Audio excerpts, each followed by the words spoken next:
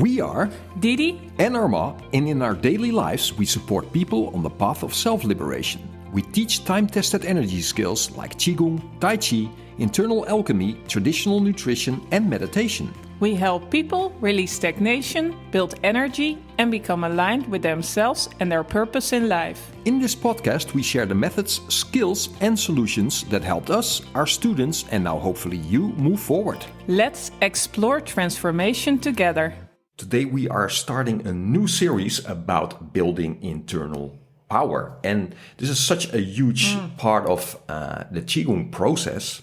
And so we're starting with the first one today, and it's all about the foundation and where to start, how we started, how we got into this whole concept.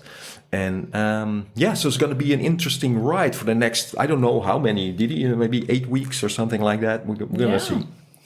We're still looking at, there's so much involved here. So absolutely. I'm just looking at the list right in front of me. But let's start at the beginning. I think let's start at the beginning. So how was that for you? Where did you start? Well, I started with Tai Chi in a very small group of people, right? So where I started school, I started training. Was a very small, very committed small group of people. I remember. Very involved. And we saw each other multiple times a week and training very intensely.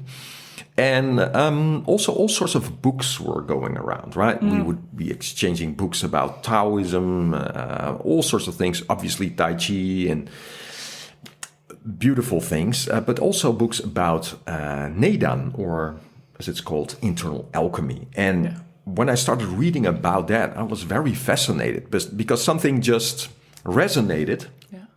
Because I got into this training, from that whole standpoint of like, I need more constant energy, I need focus, I need, all these things. And now you read about these things in this book and they're like, well, there's these techniques that you can train so you can boost your internal power. And it just, it was like a magnet. It just resonated. So after a while, I would start that sort of training, which involved a lot of meditation and sort of purifying yourself and all sorts of training to draw energy into the lower dungeon. And I did that very fanatically for a couple of years. And so that was really the start of this internal alchemy process, this fire method. And that was a fantastic time, I must say. I mean, it was so transformational because sitting every morning and it just did something. The whole meditative aspect of it was just beautiful.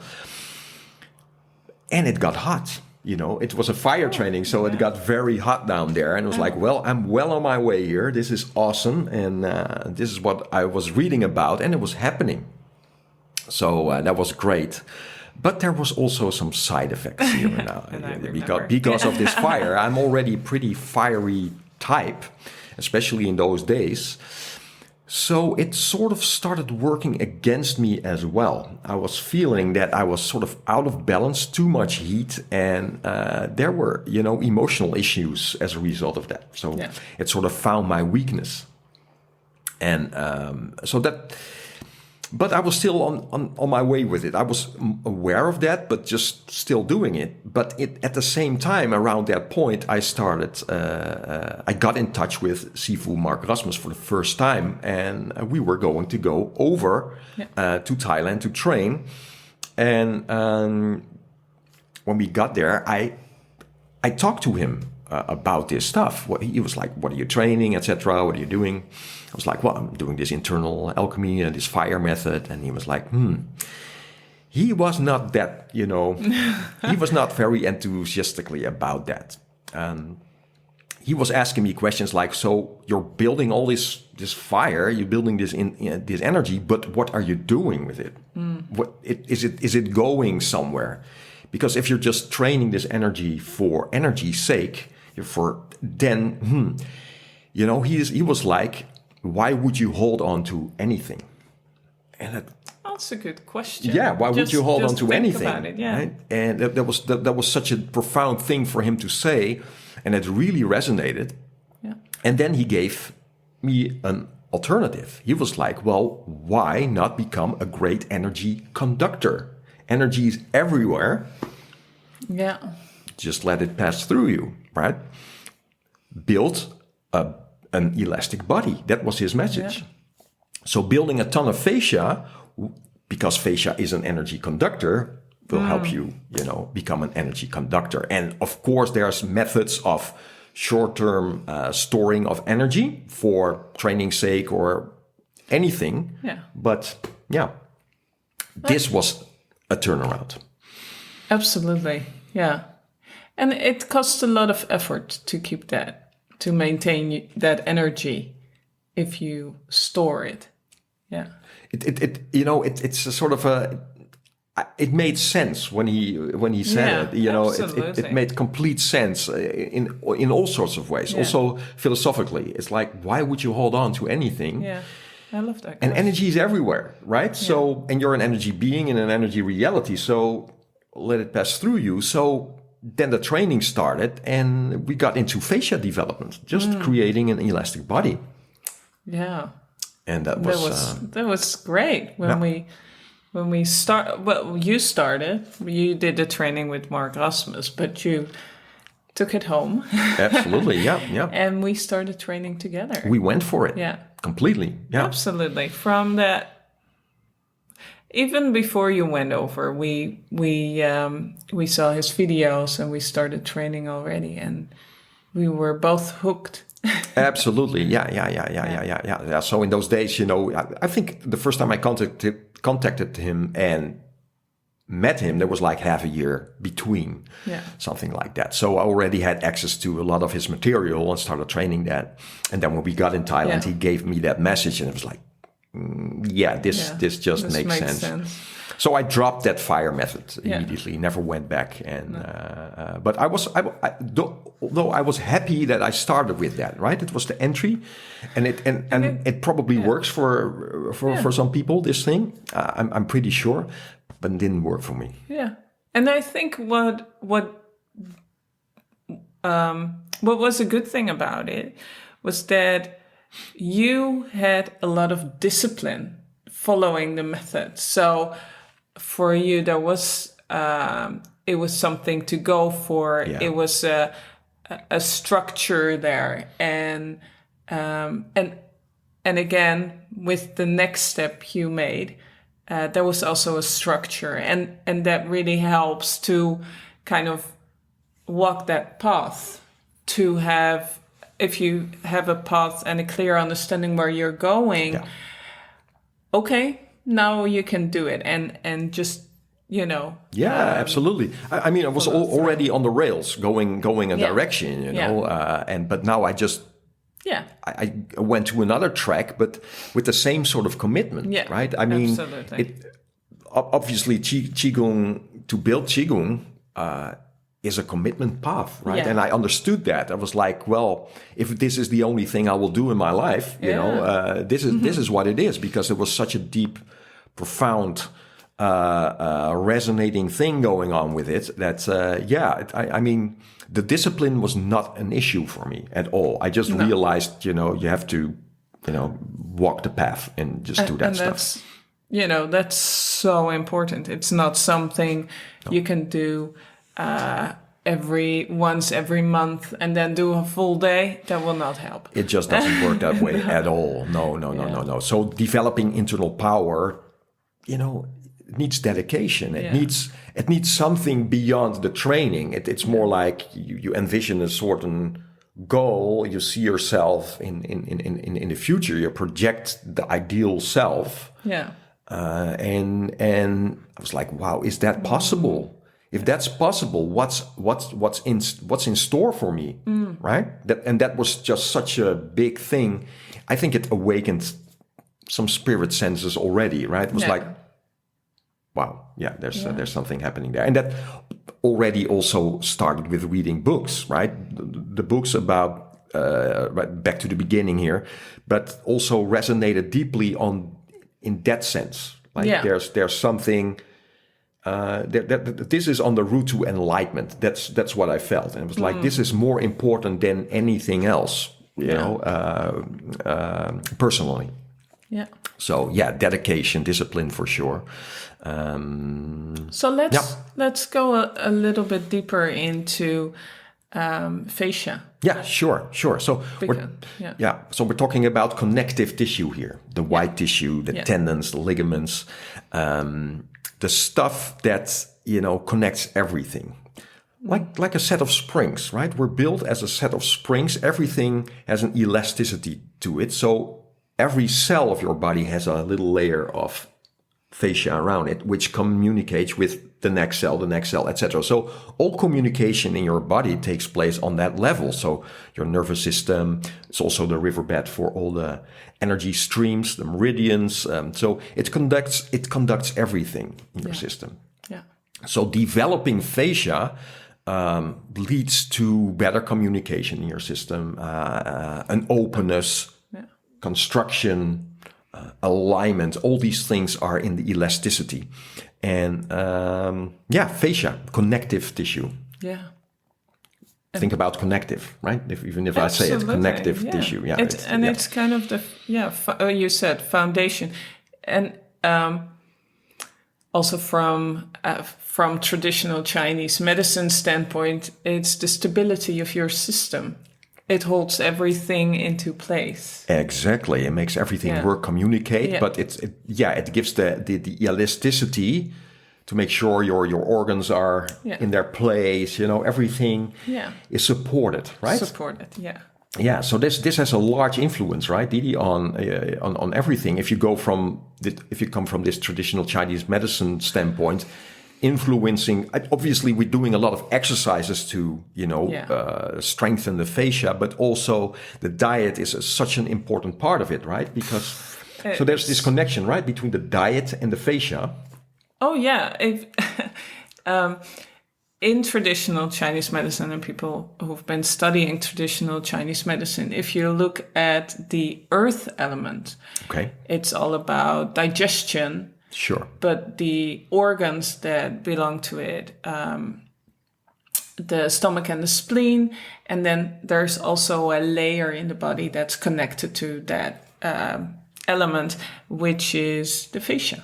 Yeah. To earth element. So, they say, it's that what holds everything up. And channels everything as well, right? So talking about the spleen, it's also about keeping the blood in the veins and etc. Right? Yeah. So it's So optimal flow, you could say. Optimal flow, and you want to, the digestive system. It's digesting everything that comes in, not just, and I've said this many times before, but it's not just the food that comes in, but every thought, every emotion, or the emotion comes afterwards, but everything needs to be digested through the system. Exactly. And if you have a great connective tissue, and an open system, not too much stagnation, it can flow and it can go somewhere. There's space to dissolve. There's space to digest, as you so beautifully say. And bring all the goodness to the places where it wants to go. Exactly. So besides being a great energy conductor, there's so much going on in this thing. But what we're creating also, physically talking about, absolute foundation of this training is an openness in the joints, an openness of the whole system, which is supported by this fascia, so that any stagnation, as you talk about, can just find its way, and you can help in lots of ways to dissolve, release, and also on a physical level, the whole song process. So the muscle tension to fascia stretch, so the openness. This process is also happening naturally when you start training this, and so this leads to a certain relaxation that is supported by an openness, right? Which is totally different, and we've talked about this in many videos, than just, this sort of thing. Yeah. We're not talking about this, we're talking about an open structure so that energy can sink, flow, etc. Exactly. And a strong, open body. And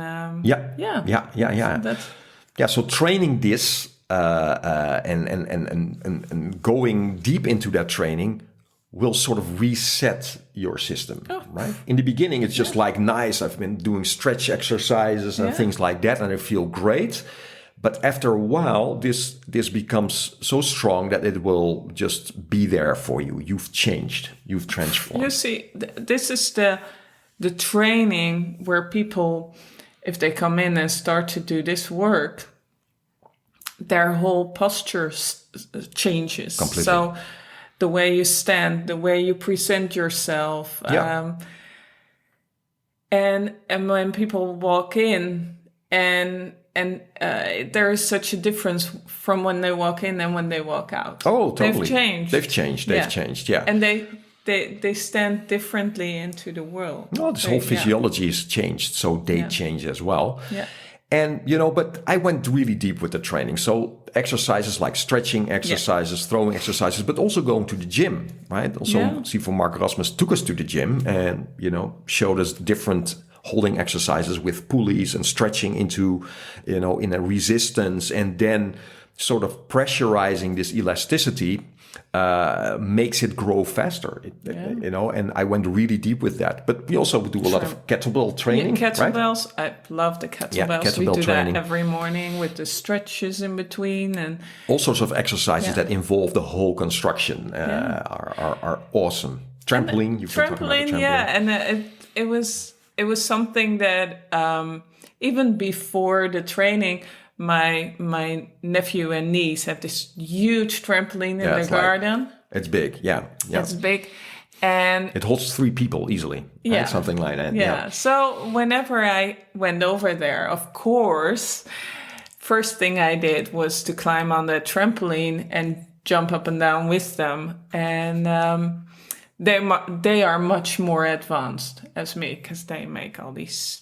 They're circus artists. They're like, what? Okay, is that even possible? Yeah. But even me just jumping up and down and enjoying. But the moment I stepped off of the trampoline, you just feel, wow, there is so much energy, flow, and it was just that brilliant feeling. So that made us buy a small trampoline just to have here in the room. And in the room. You heard us correctly. You can jump on that without even hitting the ceiling. So don't go too high up. But the pressure of landing and expanding, etc., will just create a strong alignment. It will strengthen the tendons of the body. You're seeking to balance, right? The body is seeking balance every time it hits the trampoline, because the fascia holds your construction up. Yeah, that it supports that, right? That's not the muscle per se. It's the elasticity. So, these are all sort of quick ways to quickly boost your fascia connection. And you're gonna, like Didi says, you're gonna feel great. You're gonna just feel a lot of more power, a lot of more energy, and all the time. So, don't forget the partner training. Of course, that's the best. So, if you have a training partner and you start rebounding energy, so pressurizing someone's base and stretching into their elasticity, and pressurizing it and pushing it off, it's gonna really help for the person to, fast track this development as well. Plus, it's also related to the internal martial arts, right? Like Fascia training, it sets up that quality as well.